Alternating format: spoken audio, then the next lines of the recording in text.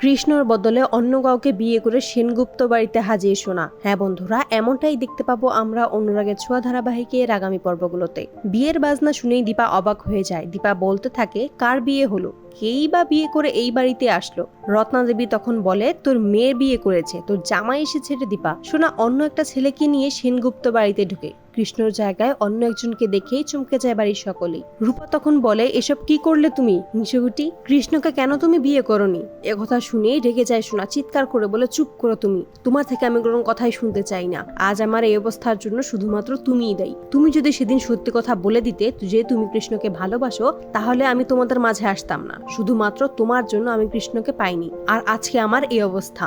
আমি বাধ্য হয়েছি একে বিয়ে করার জন্য। আমার জীবনটা তোমার জন্য নষ্ট হয়ে গেল। সূর্য তখন বলে, আমাদের না জানিয়ে তুই বিয়ে করে ফেললিস না? ছেলেটা তখন বলে, বিয়ে করে আপনাদের বাড়িতে লক্ষ্মী নিয়ে এসেছে। দীপাকে প্রণাম করতে যায়, তখন দীপা বলে, মেয়েদের লক্ষ্মী বলা হয়, জামাইদের নয়। ছেলেটা তখন বলে, ঘর জামাই তো ছেলেই হয়। ছেলেটা সোনার পাশে দাঁড়িয়ে বলে, এই সেনগুপ্ত বাড়ির লক্ষ্মী তো আমার। এসব কথা দীপার সহ্য হয় না। বুঝতে পারে এর মধ্যে কোনো একটা ভেজাল আছে। নিশ্চয়ই কেউ ইচ্ছে করে এসব কাজ করিয়েছে সোনার সাথে। তো বন্ধুরা, তোমাদের কি মনে হয়, দীপা কি পারবে সকল সত্যিটা খুঁজে বের করতে এবং ছেলেটা কোন উদ্দেশ্য নিয়ে সেনগুপ্ত বাড়িতে এসেছে সেটা জানতে? কমেন্টে জানাও।